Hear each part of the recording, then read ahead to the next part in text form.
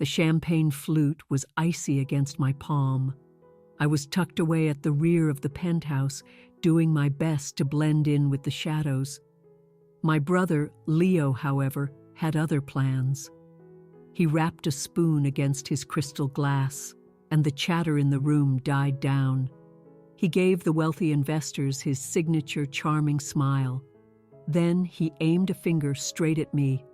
"And we can't forget my little sister Ava," he boomed, his voice echoing in the sudden silence. "She's still trying to figure out what she wants to be when she grows up." A wave of condescending laughter washed over me. My eyes darted to my parents, Richard and Miranda. I was praying they would intervene, shut him down. But they weren't coming to my defense. They were raising their glasses, laughing louder than anyone. My own mother met my gaze with a look of pure pity, as if I were some broken toy she regretted bringing to the party. To them, to every single person in that opulent room, I was nothing more than the uneducated failure, the useless daughter. I didn't tremble. I didn't let a single tear form. I just placed my glass on the polished marble table with a deliberate, sharp click. They had no idea. They were celebrating in a skyscraper that I had brought to life. They were toasting a triumph that was, in truth, all mine. And they had no clue that this was the very last time they would ever have the chance to laugh at my expense. Before we get into the details, do me a favor and hit that like button, subscribe to the channel, and leave a comment telling me where you're tuning in from around the globe. The sound of the applause felt like a series of small, sharp blows against my skin. Clap, clap, clap. They were clapping for Leo's cruel little joke. They were clapping for my public humiliation. I lingered for a moment, the heavy velvet of the curtains a solid presence against my back. My brother Leo was absolutely glowing. He looked like a conquering hero under the brilliant chandelier light, basking in the room's adoration. He never glanced my way again. I had served my purpose as his punchline, and now I was discarded. My father, Richard Monroe, was by the bar, schmoozing with a cluster of investors. He had his arm slung around a man I knew, a man whose contract I had personally salvaged just a few months prior. My father was flashing that broad, disarming smile that always worked on everyone. He looked so proud. But that pride wasn't for me. It was for his son, who could hold a room captive, even if it meant sacrificing his own sister. And my mother, Miranda. She locked eyes with me from across the expanse of the room. She didn't offer a reassuring smile. She didn't mouth an apology. Instead, her eyes narrowed into a familiar cold glare. It was a warning I knew all too well. It meant, "Smile, Ava. Don't cause a scene. Don't you dare ruin your brother's big night." A chill spread through my core, but it wasn't anger. It was something far quieter, a profound finality.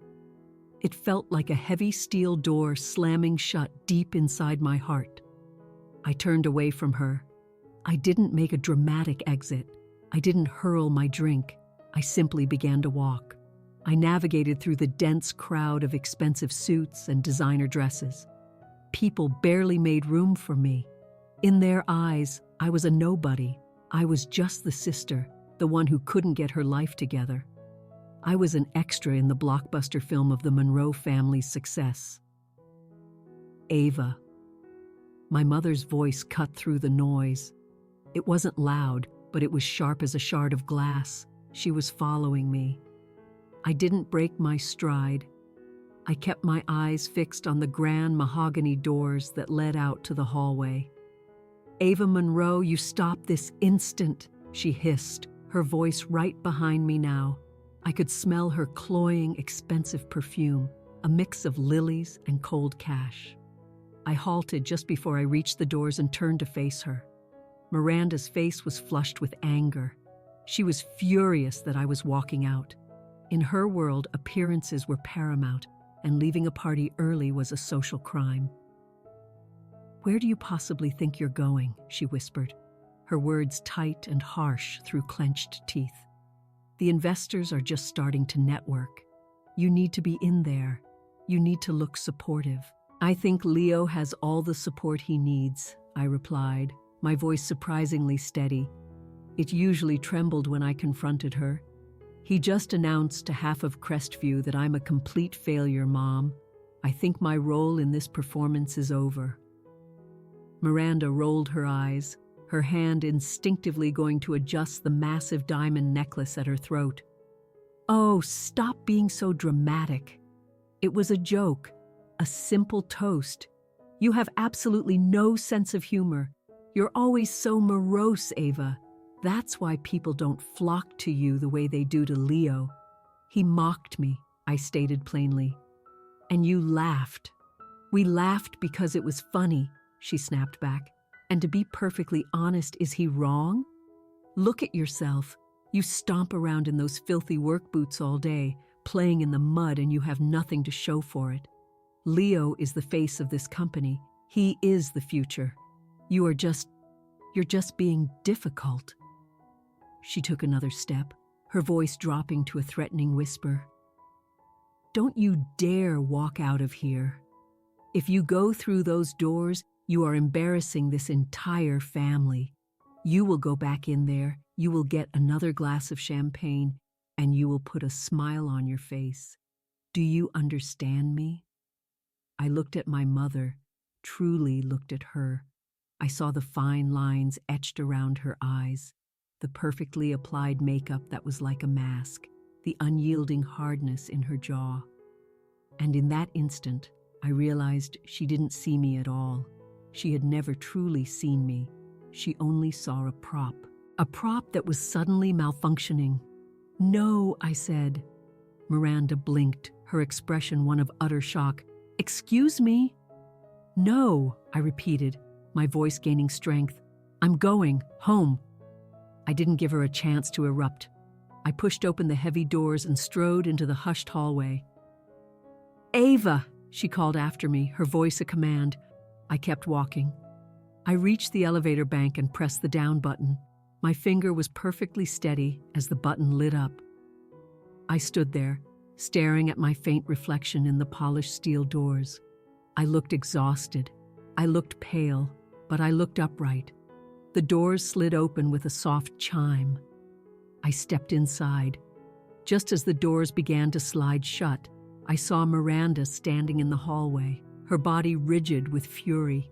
She looked like she was about to scream, but she couldn't, not with guests so close. She just stood there, practically vibrating with rage as she watched me disappear. The doors closed with a gentle thud. The silence inside the elevator was sudden and absolute. The party music was gone. The laughter was gone. All that was left was the low hum of the machinery carrying me downward. I watched the floor numbers on the display tick down, 40, 39, 38.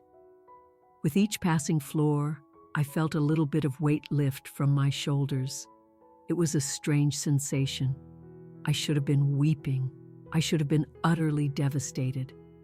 My own family had just publicly cast me out. But instead of tears, a peculiar sense of relief bloomed in my chest. It was finished. The charade was over. I no longer had to pretend that their approval meant anything to me, because it was painfully clear I was never going to get it.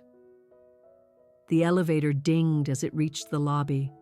The doors opened onto an empty, cavernous space, save for the night security guard, a man named George. I knew George.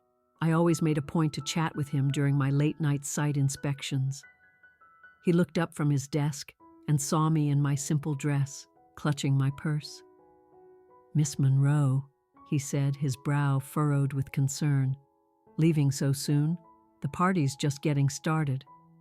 "Yes, George," I said. "I've had about as much fun as I can handle for one night." He studied my face, and he must have seen the hurt I was trying to conceal in my eyes. He gave me a kind, simple nod. "You get home safe now, Miss Monroe. It's a blustery one out there tonight."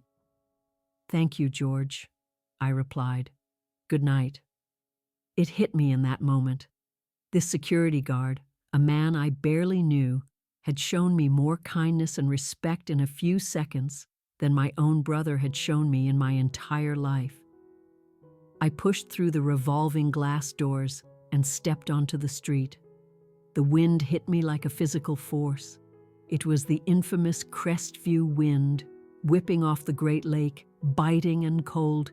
It lashed my hair across my face and stung my bare arms. But it felt good. It felt clean. Up in that penthouse, the air was stale and heavy, thick with the smell of expensive food and deception. Out here, the air smelled of traffic and ice and water. It smelled real. I walked to the curb, ignoring the line of black cars waiting for the family's personal drivers. I didn't want to sit in a vehicle paid for by Monroe Sons Development. I just wanted to be alone. I started walking down the sidewalk, wrapping my arms around myself for warmth. The city lights began to blur as I walked. My gaze drifted upward to the building I had just fled, the Zenith Tower. It pierced the night sky, a sleek, modern monument of glass and steel reflecting the city's glow. It was beautiful, and I knew every single inch of it. I knew how the wind load was distributed across its northern face. I knew the specific grade of steel that was required for the support beams on the 20th floor. I knew its ventilation system better than I knew the layout of my own apartment. I had drawn the first sketches on a cocktail napkin 3 years ago. I had spent countless nights hunched over CAD drawings. I had fought tooth and nail with city planners to secure the permits.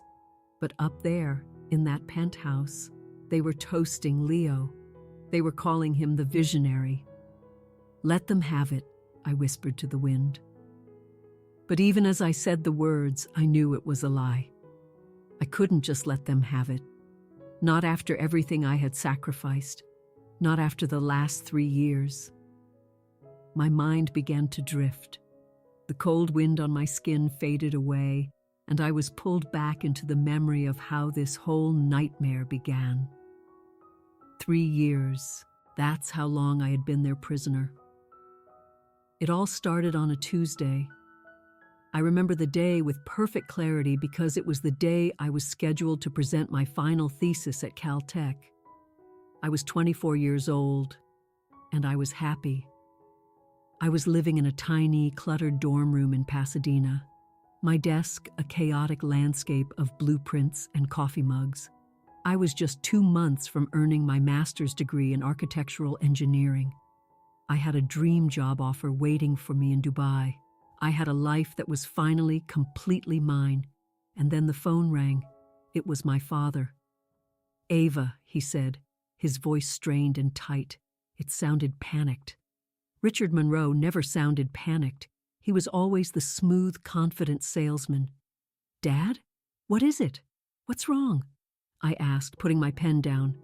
"It's the business," he said. We're in trouble, Ava. Big trouble." He explained the situation in frantic bursts. There were violations, safety code violations. The city had shut down 3 of our most profitable sites. There were massive fines, millions of dollars worth. Even worse, the investors were getting spooked and threatening to pull their funding. The bank was talking about calling in their loans. "I don't get it," I said, my grip tightening on the phone. "Where's Leo?" "He's the project manager. He's supposed to be on top of site safety." There was a long pause. "Leo. Well, you know your brother. He's fantastic with the clients, a real star at the dinners. But the details, the regulations, he overlooked a few things. Overlooked a few things was my father's code, for Leo was negligent and completely out of his depth. "We need your help, Ave," my father said, his voice cracking.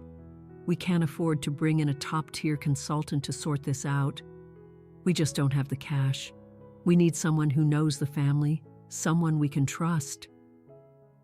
"I have my thesis, Dad," I pleaded. "I have finals. Please," he begged. "If we don't clear these violations in the next 60 days. Monroe Sons goes bankrupt. We'll lose everything. The house, the cars. Your mother? She won't be able to handle the shame of it all. The guilt was a physical weight, pressing down on me. I pictured my mother, stripped of her social standing. I pictured my father, old and defeated. I need you to come home, he said, just for a few months, just until we're back on our feet. You're the smart one, Ave. You always were. You can fix this. You're the smart one. He had never, ever said that to me before. He always called me the quiet one, the bookworm. But now, when he needed something, I was suddenly the smart one. I looked at my thesis lying on the desk. It was my ticket to freedom. It was my future. Okay, I whispered. I'll come. I packed my entire life into 2 suitcases. I deferred my degree. I called the firm in Dubai and told them I couldn't accept the position. I surrendered it all. When I arrived in Crestview, there was no welcome home celebration. There was only a catastrophe. The few months stretched into a year, then 2, then 3. I wasn't given a corner office. I wasn't invited to the fancy gala lunches. For the first 18 months, I lived out of a construction trailer on the south side of the city. It was a metal box that perpetually smelled of stale coffee, mud, and damp blueprints. In the winter, the small heater was practically useless. I would sit there in my heavy coat, my fingers stiff with cold, poring over thousands of pages of documents. I found all the errors. I found where Leo had ordered a cheaper grade of concrete to cut costs, creating a serious risk of cracking. I found where he had skipped mandatory soil testing on a major project. I found contracts that were hemorrhaging money, and I fixed them all. I put on a hard hat and steel-toed boots and walked the sites myself. I argued with subcontractors who resented taking orders from a young woman, especially the boss's daughter. I remember one day in particular, about a year after I came home. It was pouring rain, and the site was a sea of mud 6 inches deep. We were pouring the foundation for the Riverside project. I was standing in the downpour watching the concrete mix, and I noticed the consistency was off. It was far too wet. If they poured it, it would never cure with enough strength to support the load of the steel beams. I ran out into the mud. "Stop!" I yelled. "Stop the pour!" The foreman, a tough old guy named Sam Jones, scowled at me. He didn't like being told what to do by me. "We're on a schedule, Av," he grunted, still using my family's dismissive nickname for me. "Time is money. If you pour this, we'll be jackhammering it out in a week." I yelled back over the rain, water streaming from my helmet. "It's too wet. Look at the slump. It's garbage." Sam looked from the concrete back to me. He saw the determination in my eyes, saw that I wasn't going to back down.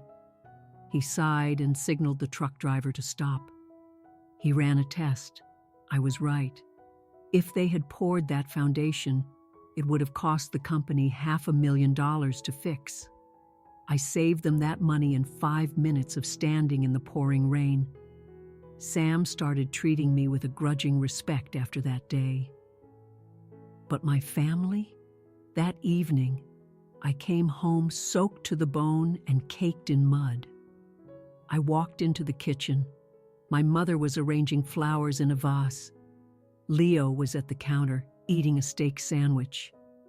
"You're tracking mud all over my floor," Miranda said, without even looking up. "I saved the Riverside Foundation today," I said, my body aching with exhaustion. The concrete mix was bad. I caught it. Leo chuckled. "Good job, sis. That's why we've got you around. You love playing in the dirt. It would have cost us $500,000, Leo," I said, my voice rising. Okay. Take it easy," he said, taking a huge bite of his sandwich. "Don't be so dramatic. You want a medal or something? It's your job. It was my job, but I wasn't being paid a project manager's salary. I was getting a meager stipend." My father kept saying they couldn't afford to put me on the full payroll. Just until we're stable, he'd promise. So I worked for practically nothing. I renegotiated the steel contracts for the Zenith Tower and saved them another $2 million. I completely redesigned the HVAC system because Leo's original design violated the city's new energy codes. I did the work of 3 senior engineers, and they absorbed my labor like it was oxygen. They breathed it in without a second thought, just expecting it to be there. I became their hidden pillar, the invisible structure holding up the glamorous facade of Monroe Suns. Without me, the entire company would have crumbled years ago. But tonight was the breaking point.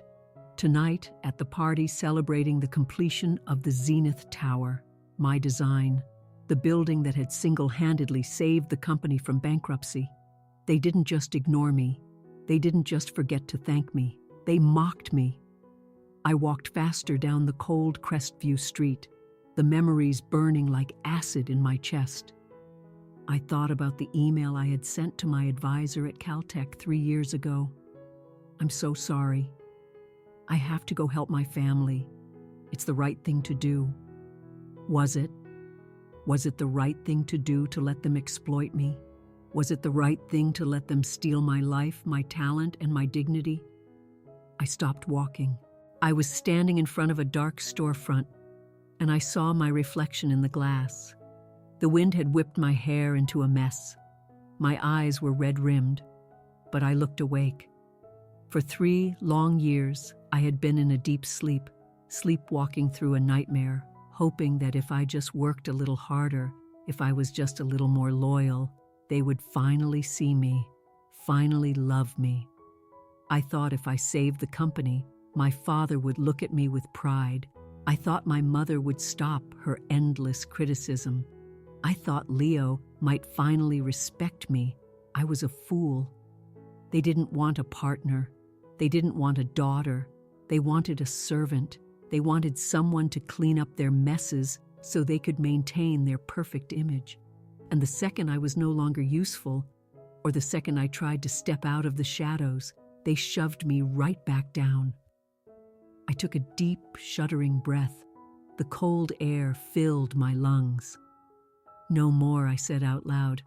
A couple walking past gave me a strange look, but I didn't care. "No more pillars," I said. I wasn't going to hold them up anymore. I was going to let gravity do its job. I reached into my purse and pulled out my phone. My screen was full of messages, most of them from the company group chat, people congratulating Leo. I ignored them all. I opened my contacts and scrolled down. I stopped on a name I hadn't looked at in a very long time. Dr. Isabel Vance. She was the head of Apex Architecture, the biggest rival firm in the city. My father despised her. He called her a shark. He was terrified of her because she was brilliant, ruthless, and had built her empire from scratch. I stared at her number. If I made that call, there would be no turning back. If I did what I was contemplating, it wouldn't just be me leaving the family business. It would be an all-out war. I looked up at the Zenith Tower one last time, a dark silhouette in the distance. It was a magnificent building, but it was built on a foundation of lies. I put the phone back in my purse. Not yet. I needed my files. I needed the proof. I turned the corner and started walking towards my apartment. I wasn't going to cry anymore. I had work to do. But this time, I wasn't working for them. I was working for me. I woke the next morning with a pounding headache, even though I hadn't had a single drop of alcohol. It was the familiar throb of stress, a tight band of pressure right behind my eyes. Sunlight streamed into my small, Spartan apartment, a stark contrast to the dark, glittering opulence of the penthouse. My apartment was simple, clean. It was the only place in the world that was truly mine, paid for with the pitiful stipend my father doled out. I rolled over and fumbled for my phone. The screen was a constellation of notifications. My stomach clenched. I didn't want to look, but I knew I had to. The first message was from Leo, sent at 2 a.m. "You really know how to suck the air out of a room, Ava. Stop embarrassing Dad. You better be at the office by 8 to sign those transfer papers. Investors are asking about the final IP ownership. Fix it." He wasn't apologizing. He was barking orders. He wanted the intellectual property rights. He wanted me to legally sign away the design of the Zenith Tower, ensuring that on paper the building belonged to Monroe Sons, not to the architect who had actually created it. The next message was from my mother, Miranda, sent at 6:30 a.m. "Ava, I trust you've composed yourself. We are having brunch with the city comptroller on Sunday. You will be there. Wear something that isn't black and bring the signed transfer documents for your brother. Do not make this difficult." I sat bolt upright in bed, the sheets suddenly feeling like lead weights on my legs. Sign the papers, sign the papers. That was all they cared about. They needed my signature to legally close the project and collect the final $10 million payment from the bank. The moment I signed, I would have no legal claim to my own work. I would be a ghost. I was about to toss the phone aside and make coffee when another notification appeared. It wasn't a text message. It was a private message on a secure app I used with the construction crews. It was from Sam Jones, the foreman. "Av," he still called me that. "You need to see this. I'm sorry, kid. I really am." Attached was a photo of a memo. It was crumpled, as if it had been pulled from a trash can and hastily smoothed out. I zoomed in. It was an internal memo from Leo's office, stamped confidential. Subject: restructuring post-launch. From Leo Monroe, CEO, to HR Department. Effective immediately upon the signing of the Zenith Tower finalization documents, terminate the contracts for the following personnel regarding Site B. I scanned the list of names: Sam Jones, Joe Tiny Henderson, Sarah Jenkins, the entire crew, my crew, the people who had stood in the rain with me, who had worked double shifts to fix Leo's blunders. The people I had personally promised would have steady work for the next 2 years on our new Meridian project. I felt like I'd been sucker punched. Leo wasn't just firing them. He was firing them the second I signed those papers. He was waiting for me to give him the legal all clear, and then he was going to cut loose the only people who had shown any real loyalty to the company. And there, at the bottom of the memo, was a handwritten note in Leo's messy scrawl. Also, revoke security clearance for A. Monroe. Change locks on trailer 4. My breath caught in my throat. He was locking me out. He was planning to take my signature, fire my team, and then ban me from the very sites I had saved. He was systematically erasing me. My hands started to tremble. I quickly switched apps and opened LinkedIn, needing to see how public this was. Leo had posted an hour ago. It was a photo from the party. The caption read, "Dream Team, we built this city. Zenith Tower Monroe and Sons Legacy." I stared at the photo. It was the group shot we had all taken right before the speeches. In the original photo, I was there, standing on the far left in my simple black dress. I wasn't beaming like the rest of them, but I was part of the picture. But in the photo Leo had posted, I was gone. He had cropped me out. You could just see a tiny sliver of my elbow at the edge of the frame, a ghostly blur. He had centered the photo on himself, Dad, and Mom. I scrolled through the comments. "Amazing work, Leo. A true visionary. The Monroe family does it again." Hundreds of likes, hundreds of people praising the thief and completely oblivious to the creator. I dropped the phone onto the bed. For a long while, I just sat there, staring blankly at the wall. The silence in my apartment was deafening. I thought about the last 3 years.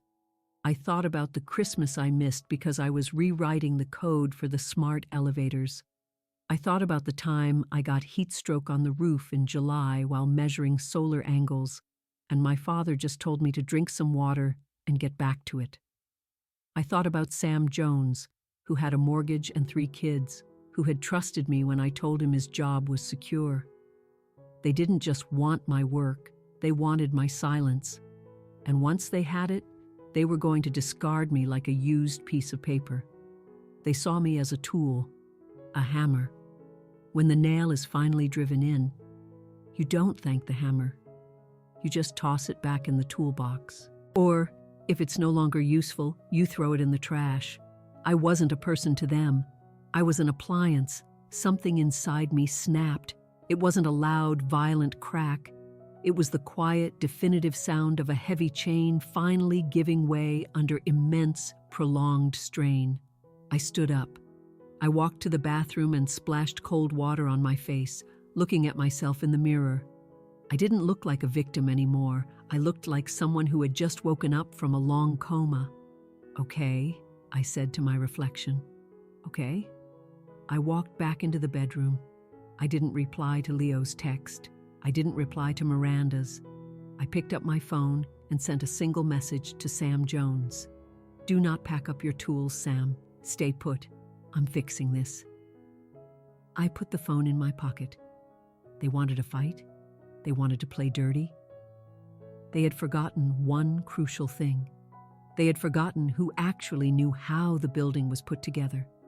They knew the fancy facade. I knew the bones. And I knew where all the skeletons were buried, because I was the one who had been forced to build the walls around them. I wasn't going to the office to sign any papers. I was going to burn their kingdom to the ground. The most surprising part was that I didn't feel rage. I expected to be throwing things, to be sobbing. But the white-hot anger had burned itself out, leaving something cold and hard in its place. It was clarity. Absolute, crystal-clear clarity. I knew precisely what I had to do. I went to the small home office I'd set up in the corner of my living room. I had a large format printer there, one I'd bought with my own savings, because the main office printer was always out of order whenever I needed it. I opened my laptop but didn't log into the company server. I knew Leo monitored it. Instead, I accessed my personal encrypted hard drive, the one that held the real files. You see, in construction, there are usually 2 sets of plans. The permit set, you show the city for approval, and the as-builts that document what you actually built. But with Leo's corner cutting, there was always a 3rd set, the fix-it set. I opened the folder labeled Zenith Tower Remedial Master. These were the drawings I had created to correct Leo's dangerous cost-saving measures. These documents proved that without my intervention, the building would be a structural death trap. These proved that I was the engineer of record, even if he had slapped his own name on the cover sheet. I hit print. The machine whirred to life, and large sheets of paper began to slide out, covered in dense white lines and complex calculations. While it printed, I got dressed. I didn't put on my usual work boots or the baggy jeans I wore on site to avoid unwanted attention. I went to the very back of my closet and pulled out a suit I had bought for my interview in Dubai 3 years ago. It was a navy blue power suit, perfectly tailored and sharp. I put it on. It fit like a second skin. I pulled my hair back into a tight, severe bun. I put on heels. I looked at myself in the mirror. I didn't look like Av, the little sister. I looked like Ava Monroe, master of architectural engineering. The printer finished its job.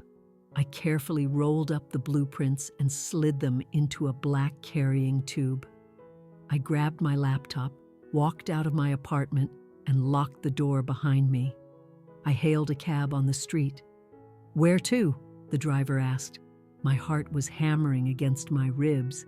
but my voice was completely steady. 400 Southwacker Drive, I said. The Apex building. The driver nodded and pulled into traffic. The Apex building, headquarters of Apex Architecture. My father called Dr. Isabel Vance the Vulture. He hated her because she was a woman who had built an empire from the ground up without inheriting a single dime. She was the most respected architect in the Midwest, rigorous, ethical, and terrifyingly intelligent. Monroe Sons and Apex were mortal enemies. If you worked for one, you didn't even speak to the other. I was about to cross that line. The ride took 20 minutes. I watched the city blur past, seeing the familiar Monroe Sons signs on various mediocre buildings. I realized I felt nothing for them anymore. No loyalty, no guilt. The cab pulled up in front of the Apex building.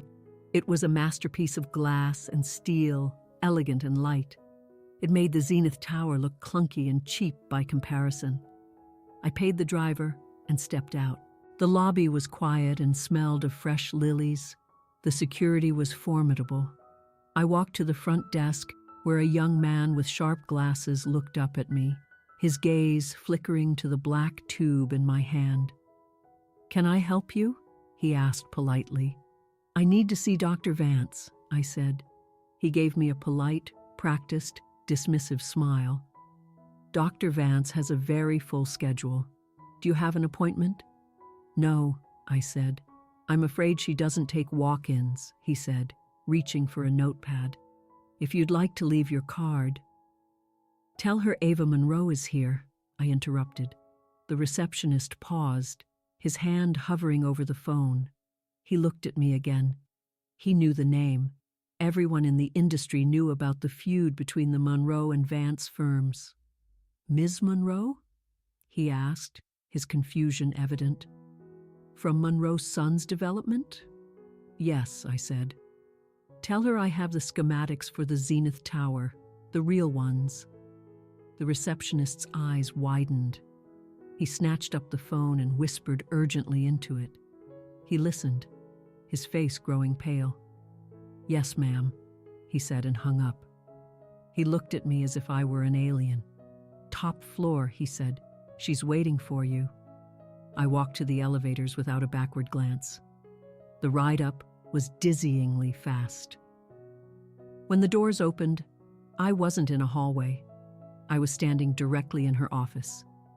It was a vast, light-filled space with floor-to-ceiling windows that offered a breathtaking view of the river. There were no messy piles of paper, no chaos, just sleek tables and exquisite models of beautiful buildings. Dr. Isabel Vance was standing by the window. She was in her 50s, elegant and imposing, with silver haircut in a sharp, modern bob. She wore a white suit that probably cost more than my father's car. She turned to face me, her dark eyes piercing. She didn't smile or offer her hand. She just studied me, as if I were a flaw in one of her blueprints. "Ava Monroe," she said, her voice low and smooth. "The daughter of my nemesis. To what do I owe this unexpected pleasure?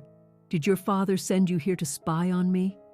"My father has no idea I'm here," I said, "and if he did, he would probably have a coronary."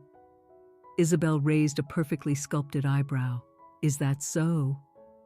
"I'm not here on his behalf," I said. "I'm here for a job." Isabel actually laughed. It was a short, dry sound. "A job? You want to work here? After all the things your father has said about me in the press?"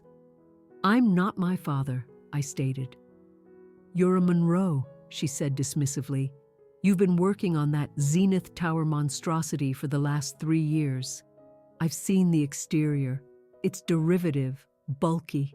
Why on earth would I hire the person responsible for that?" "Because the exterior belongs to Leo," I said. "The structure is mine, and the structure is the only reason that building is still standing." I walked forward, not waiting for an invitation. I went right to her expansive glass conference table, uncapped the black tube, and pulled out the plans I had just printed.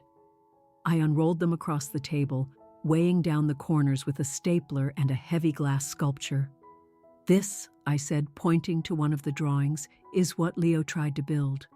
This is the load distribution he specified for the cantilevered section." Isabel looked down. She was a master of her craft.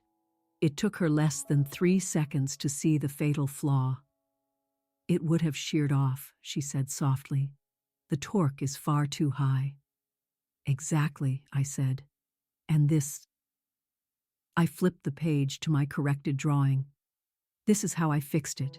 I redesigned the internal truss system to transfer the load back to the central core. I did it without altering the exterior footprint because Leo refused to let me change his aesthetic." Isabel leaned in, her eyes scanning the lines, tracing the complex truss system with a long, elegant finger. She paused at the handwritten calculations in the margin. She fell silent as she read my notes, then looked at the signature block at the bottom. "Designed by A. Monroe. Checked by A. Monroe." She looked up at me. The hostility in her eyes was gone, replaced by something else entirely: curiosity and a glimmer of respect. "You did this?" she asked. "You solved the torsion problem with a double helix truss? That's sophisticated." "I did the whole thing," I said, my voice gaining confidence. "HVAC, electrical load balancing, foundation reinforcement. I saved them $2 million in steel costs alone." "And let me guess," Isabel said, crossing her arms. "They took all the credit." "They cropped me out of the official photograph," I said flatly. "And they're firing my entire crew tomorrow." Isabel looked at me for a long, quiet moment. She saw the contained anger, the deep exhaustion. "Why are you showing me this?" she asked. "This is proprietary information. You could be sued." "I never signed the transfer papers," I said. "Technically, this design is still my intellectual property, and I'm offering it to you." "I don't want the Zenith Tower," Isabel said. "It's an ugly building." "I'm not offering you the building," I replied, standing up straight and looking her directly in the eye. "I'm offering you the architect who kept it from falling down. I am done being a pillar for a roof that leaks. I want to build something real. And I know you're the only person in this city who cares as much about the engineering as you do about the ego." Isabel stared at me, the silence stretching out between us, the hum of the city a distant drone below. Then a slow, dangerous smile spread across her face. It was the smile of a predator who knew exactly how much damage we could cause together. "Sit down, Ava," she said, pulling out a chair for me. "Let's talk about your salary." Dr. Isabel Vance didn't just offer me a job. She offered me a seat at the war table. We spent the next 2 hours poring over my drawings. It was the most intense and exhilarating interview of my life. She didn't ask me about my 5-year plan. She grilled me on load variances, on why I chose a specific type of bolt for the substructure, on my calculations for wind shear off the lakefront. For the first time in years, I wasn't being interrupted or told to simplify it for the investors. I was speaking my native language, and she was fluent. After we'd thoroughly dissected the truss system, Isabel leaned back in her chair, took off her glasses, and looked at me. The city moved silently below us through the thick, soundproof glass. "Ava," she said, "do you know what functional fixedness is?" I shook my head. "It's a cognitive bias," she explained. "It's when you can only see an object in terms of its most common use. You see a hammer, and you only think of it as a tool for hitting nails. You don't see that it could also be a paperweight, a doorstop, or a lever." She leaned forward, her eyes locking onto mine. "Your family suffers from a severe case of functional fixedness when it comes to you. They decided a long time ago that you were the helper, the fix-it girl, the hammer. They used you to pound in all the difficult nails, and when they were done, they put you back in the dark." A lump formed in my throat. It was such a simple, perfect way to describe the pain of the last 3 years. They stopped seeing you as an architect, she continued. In fact, I doubt they ever truly did. They saw a resource, a free one, and because you craved their approval, you let them. I thought it was loyalty, I whispered, looking down at my hands. I thought families were supposed to help each other. Families help each other, Ava, Isabel said firmly. They don't consume each other. What happened to you wasn't loyalty. It was extraction. They mined you for your talent until they thought the vein was dry. She stood and walked to a sleek, minimalist cabinet, pulling out a thick folder. But you're not empty, she said, sliding a contract across the gleaming table toward me. You're just getting started. Senior project manager. You'll answer directly to me. You will have your own team, a substantial budget, and you will receive full and public credit for every single line you draw. I looked down at the salary figure. It was double what Leo was paying himself. It was 10 times the stipend my father had been giving me. And one more thing, Isabel added, equity. If you stay with the firm for 2 years, you get a 5% stake. You become a partner. I stared at the paper, stunned. A partner. My father had dangled the promise of partnership in front of me for 3 years, always someday. Isabel was offering it to me on day 1. Why? I asked, my voice barely a whisper. You hardly know me. I know your work, she said, tapping the blueprints I had brought. And the work doesn't lie. Leo Monroe is a charismatic fool, and your father is a dinosaur. But you're the real deal. And frankly, I'd rather have you inside my tent pissing out than outside pissing in. A genuine smile finally broke through her stern facade. So, she said, do we have a deal? I picked up the heavy metal pen from her desk. It felt cool and solid in my hand. I thought about Miranda's furious face when I failed to show up for brunch. I thought about Leo's inevitable panic when he realized I wasn't coming to sign his precious papers. I signed my name. Ava Monroe. We have a deal, I said. The transition was immediate and decisive. Isabel didn't waste a second. She called HR, had a security badge made, and personally walked me to my new office. It wasn't a trailer. It was a glass-walled room with a commanding view of the river and a desk bigger than my bed. Take the rest of the day to get settled, Isabel said. Tomorrow we begin work on the Celestial Spire. It's going to be the tallest building in Crestview. And I want you to lead the structural team. I sat in that leather chair for a long time, just touching the smooth wood of the desk, looking at the dual monitors. I felt strange, almost lightheaded. For years, I had been carrying the crushing weight of my family's expectations, their failures, and my desperate need to be good enough. And now, it was gone. I was free. I checked my phone. 52 missed calls. Leo, Mom, Dad, even the company's lawyer. I didn't answer a single one. Instead, I composed a mass email to the Monroe Sun's server. Effective immediately, I am resigning from all duties at Monroe Sun's development. I have not signed the IP transfer for the Zenith Tower. Any use of my designs without my express written consent will be met with swift legal action. Do not contact me again. Then I blocked all their numbers. I went home that night and slept for 12 solid hours. For the first time in years, I didn't dream of cracking concrete or buckling steel beams.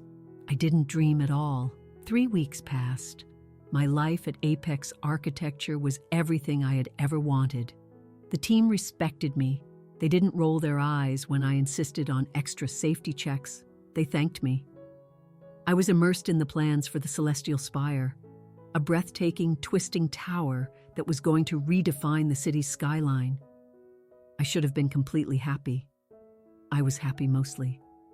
But there was a nagging, scratching feeling at the back of my mind that I couldn't shake. It was about the Zenith Tower. I knew Leo. I knew he was lazy, and I knew he was cheap. When I left, I had refused to sign over the rights to my as-built designs, the safe ones. That meant he couldn't legally use them. The tower's structure was already complete. They were just finishing the interiors. But to get the final certificate of occupancy from the city, they needed to submit final, signed-off engineering reports. If he couldn't use my safe designs because I owned them, what had he submitted? I was sitting at my desk at Apex late one evening. The office was quiet. On a hunch, I pulled up the City of Crestview's Department of Buildings database. As a licensed structural engineer, an SE, I had access to the digital archives. I could view the permits and blueprints for any active construction site in the city. My fingers trembled slightly as I typed in the permit number for the Zenith Tower. The file loaded. Final structural submission. Approved. I clicked on the PDF. It opened. I zoomed in on the schematics. My blood ran cold. These weren't my final safe designs. These were not the as-builts with the double helix truss and the reinforced foundation. This was Draft 4. Draft 4 was a budget version Leo had tried to force on me 6 months ago. It used cheaper, grade 50 steel instead of the required grade 65. It removed half of the crucial wind bracing to create more sellable luxury floor space. I had literally thrown Draft 4 in the trash. I had told Leo directly, if you build this and the wind hits 60 miles per hour, the building will twist, the windows will pop out, and the supports will fail. He had laughed it off, telling me I worried too much, but I had refused to stamp it, forcing him to approve the safe, more expensive design. And yet, here it was. On my screen, the official city record stated that they had built Draft -4. He didn't, I whispered to the empty office. He couldn't be that stupid. If they built the tower using Draft 4, it was a death trap. It looked fine from the outside, but structurally, it was a house of cards. But how did he get it approved? A building of that scale requires a structural engineer's official stamp, a legal signature. I scrolled down to the title block in the bottom right corner of the blueprint. And there it was, in black ink. The official stamp, Ava Monroe, SE License 094-1124. And scrawled across the stamp was a signature, Ava Monroe. I stopped breathing. I stared at the signature. It was a good forgery. It had the same loop on the A, the same sharp cross on the T. But I had never, ever signed this document. I remembered the day I deleted the file, the satisfaction of shredding the paper copy. He had forged it. My own brother had taken an old digital copy of my signature from some other document and had pasted it onto these lethally dangerous blueprints. He had committed fraud. But it was so much worse than that. He was framing me. When this building failed, and it was a matter of when, not if, the investigators would pull these records. They would see my stamp, my signature. They wouldn't blame Leo. He was just the CEO. They would blame the engineer of record, me. I would go to prison for criminal negligence. I would be responsible for the deaths of anyone inside that building. Leo wasn't just stealing my work anymore. He was setting me up to be the fall guy for his greed. He knew Draft 4 was a disaster waiting to happen. He knew I would never sign off on it. So he faked my consent to save $4 million on steel. I felt physically sick. I pushed my chair back so hard it nearly tipped over and ran to the bathroom, splashing cold water on my face and gasping for air. They hate me, I thought, my mind reeling. My family doesn't just disregard me. They are actively willing to destroy me. I looked at myself in the mirror, water dripping from my chin. I thought about running, about disappearing, leaving the country. No, that's what the old Ava the victim would do. I wasn't a victim anymore. I was a partner at Apex Architecture. I was Ava Monroe. I walked back to my desk, my hand steady now. The shock had morphed into a cold, hard rage. I picked up the phone and dialed Isabel's extension. "Isabel," I said when she answered. "Are you still in the building?" "I'm in my office," she replied. "What's wrong, Ava?" "I need you to come see this," I said. "And then we need to call the Inspector General." "Why?" Isabel asked, her voice suddenly sharp. "Because Leo just signed his own death warrant," I said. "And he tried to use my pen to do it." I printed the forged document, the paper still warm from the machine. I looked at the date on the stamp. It was dated 2 days after I had officially quit. He'd been brazen. He thought he was clever. He assumed I was just the sulking little sister, hiding in her room, and that I would never check. He forgot that I was the one who taught him how to read a blueprint in the first place. I grabbed the papers and headed for Isabel's office. The grand opening ceremony for the Zenith Tower was tomorrow. The mayor would be there, the press, my parents. They were all going to be standing in the lobby of a building that was fundamentally unsafe. I wasn't going to let them celebrate. I was going to crash their party, and this time, I wouldn't be leaving quietly through the back door. The morning of the grand opening was gray, with a powerful wind gusting off the lake. It was perfect weather for a catastrophe. I stood across the street from the Zenith Tower, wearing my Apex architecture hard hat and a high-visibility vest over my suit. Beside me stood Dr. Isabel Vance, and beside her was Inspector Davies from the Department of Buildings, a serious man who cared more about mathematics than politics. And the math I had shown him late last night had clearly terrified him. "Are you sure you want to do this, Ava?" Isabel asked, placing a reassuring hand on my shoulder. "Once we walk across that street, there's no going back. Your family will never forgive you for this." "They never loved me," I said, my eyes fixed on the gaudy golden ribbons wrapped around the building's entrance. "They only loved what I could do for them. And today, I'm done doing things for them." "Let's go," Inspector Davies said, adjusting his belt. 2 uniformed police officers fell into step behind him. We crossed the street. The plaza in front of the Zenith Tower was packed. A jazz band was playing, and waiters were circulating with trays of champagne. The mayor was there, shaking hands with my father. Richard Monroe looked triumphant, laughing and patting backs like a king holding court. Leo was at the podium, his voice booming over the speakers. "This building represents the future," he shouted. "It represents integrity. It represents the strength of the Monroe family name." The crowd applauded dutifully. My mother, Miranda, stood in the front row, clapping elegantly in white gloves. Then she saw me. Her smile froze on her face. She nudged my father. He turned and saw me walking toward the stage, flanked by city officials and police. The color drained from his face. He looked like he'd seen a ghost. Leo saw us too, faltering mid-sentence. The microphone screeched with feedback as everyone turned to see what had caused the interruption. "What is this?" Leo demanded, trying to sound authoritative. "This is a private event. Security." 2 guards moved forward, but the police officers with Inspector Davies simply held up their hands, and the guards stopped dead. They knew better than to interfere. I walked right up to the stage. I didn't need the microphone. The silence in the plaza was absolute. Every eye was on me. "Ava," my father hissed, stepping down to intercept me. "Get out of here. You're making a scene. We can talk about whatever this is later. Just leave."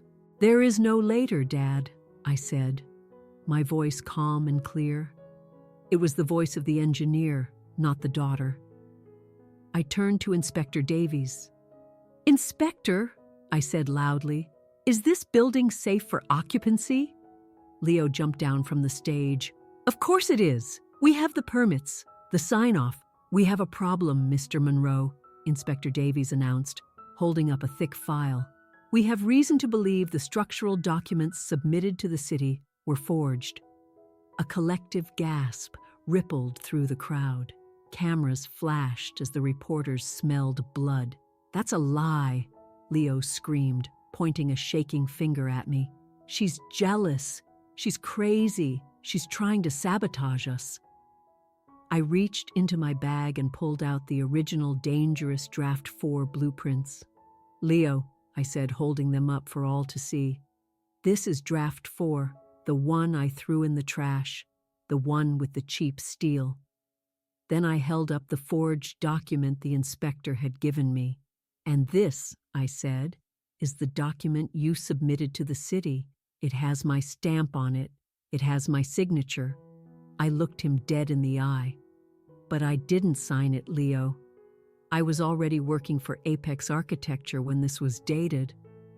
I have the employment records and the server logs to prove you accessed my old signature file and pasted it onto this document." Leo's mouth opened and closed like a fish. He glanced at the mayor, who was already backing away. He looked at the investors, who were furiously typing on their phones. It's just a paperwork error," he stammered. "A technicality. The building is strong.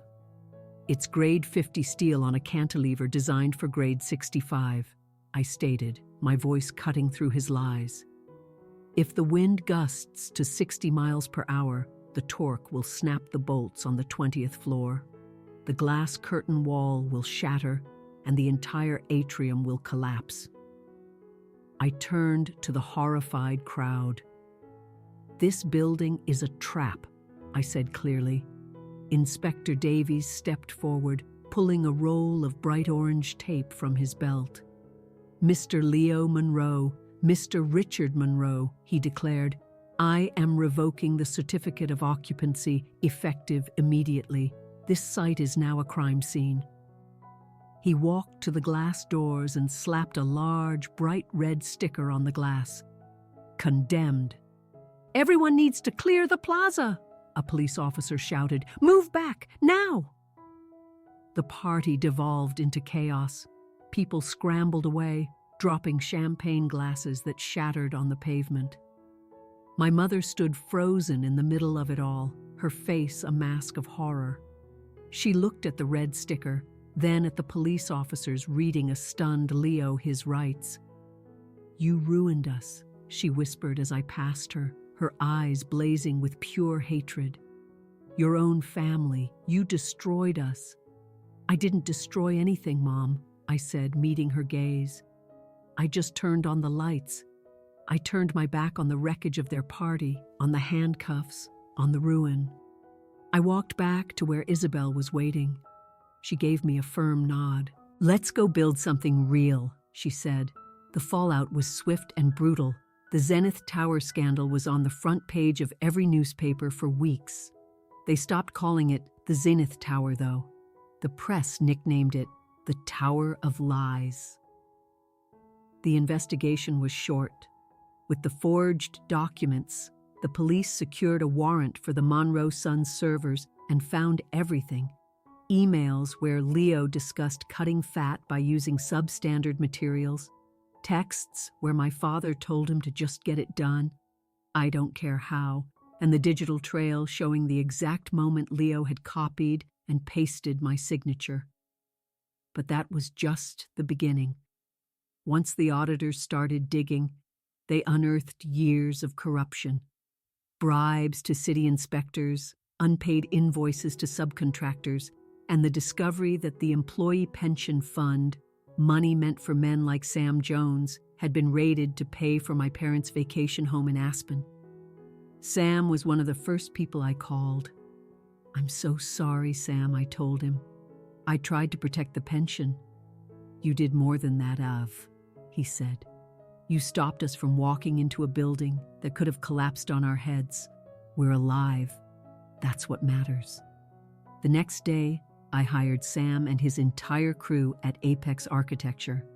They were the best in the city, and they deserved far better than my family. My family did not fare as well. Leo was charged with felony fraud, forgery, and reckless endangerment. Because the monetary value of the fraud was over $10 million, he was facing serious federal prison time.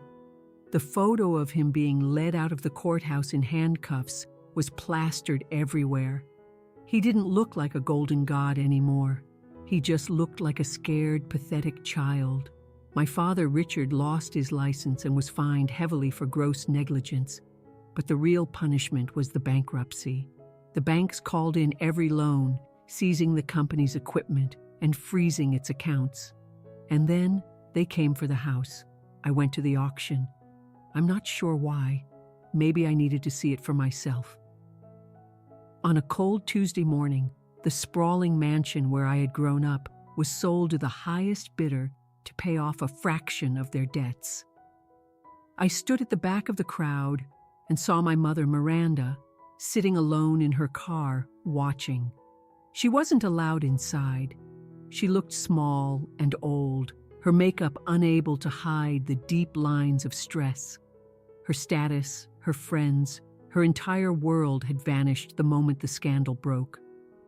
She saw me standing there and rolled down her window. I walked over. "Are you happy?" She spat at me. "You have your big job, your money, and we have nothing. Are you happy now, Ava?" I looked at the house where I had spent years being invisible, begging for a single glance of approval. I remembered the profound loneliness. "I'm not happy that you're suffering, Mom," I said honestly. "But I'm not sorry I told the truth." "You were always so selfish," she said, shaking her head. "We gave you a roof over your head. We gave you a job." "You gave me a cage," I replied, and I broke out. "Don't come to the trial," she said. "We don't want you there." "I have to be there," I said softly. "I'm the star witness." She rolled up the window and drove away without another word. That was the last time we ever spoke. The Zenith Tower sat empty, a monument to greed. It was too expensive to repair and too dangerous to occupy. Eventually, the city ordered its demolition. I watched from my office window at Apex as the wrecking ball made its first impact. A spiderweb of cracks spread across the glass, which then sprayed outwards. The steel twisted. It didn't look like a tragedy to me. It looked like surgery. They were removing a tumor from the skyline. My father's empire didn't collapse because I destroyed it. It collapsed because he built it on sand. It fell because he thought he could cheat gravity. And it fell because he forgot the most fundamental rule of construction. If you weaken the pillar that holds everything up, the roof will eventually come crashing down on your own head. 6 months later, the air was warm. It was spring in Creastview, and the wind off the lake was fresh and full of promise. I stood on a platform overlooking the river at a new, clean construction site. Behind me stood Sam Jones, holding a ceremonial golden shovel. Next to him was Isabel Vance. Around us were 50 construction workers, all wearing hard hats with the Apex Architecture logo. We were breaking ground on the celestial spire. It was going to be magnificent, a twisting tower of white steel and green glass, the most energy-efficient building in the world. And on the display board next to the architectural rendering were the credits. Lead architect, Dr. Isabel Vance. Lead structural engineer, Ava Monroe, partner. I looked at that last word. It still sent a thrill through me. I had earned it. I hadn't inherited it or begged for it. I had worked for it. Isabel stepped up to the microphone. "Architecture is about more than just buildings," she said to the small crowd. "It's about trust. When people walk into a room, they trust the ceiling won't fall. They trust the floor will hold them. We are the guardians of that trust." She turned and smiled at me, and I would like to introduce the woman who reminded me that integrity is the strongest material on earth. My partner, Ava Monroe. The applause was warm and genuine. Sam let out a loud whistle. I stepped up to the microphone and looked out at the city. In the distance, I could see the empty lot where the Zenith Tower used to stand. It was just a patch of dirt now, with new grass starting to grow. I reached into my pocket and pulled out my engineer's stamp. It was the same physical stamp Leo had tried to use against me, but I had cleaned it, scrubbed off the old ink, and replaced the pad. For a while, just looking at it made me feel sick, reminding me of the betrayal. But today, it just felt like a tool. Heavy, solid, real. Justice isn't demolition, I said into the microphone, my voice steady and strong. Justice is construction. It's building something better, something stronger, in the place where the lies used to be. I looked at the young women in the crowd, interns and junior engineers looking up at me with wide, hopeful eyes. I smiled at them. We are going to build this tower right, I said. We're going to check the soil, we're going to test the steel, and we are going to treat every single person on this site with respect, because that is how you build a legacy that actually lasts. I took the golden shovel and dug it into the dark, rich earth with a satisfying thud. I turned the soil over. It was done. The past was buried. I walked to the table where the blueprints for the celestial spire were unrolled. I took my stamp, pressed it into the fresh ink pad, and then pressed it firmly onto the bottom corner of the first page. Ava Monroe, S.E., approved for construction. The ink was black and permanent. I capped the stamp and put it back in my pocket. I took a deep breath of the spring air. My brother was in a federal prison. My parents were in a rented condo, blaming the world for their problems. But I was here, standing on solid ground, ready to build. I put on my helmet. "All right, everyone," I yelled to the crew, my voice full of energy. "Let's get to work."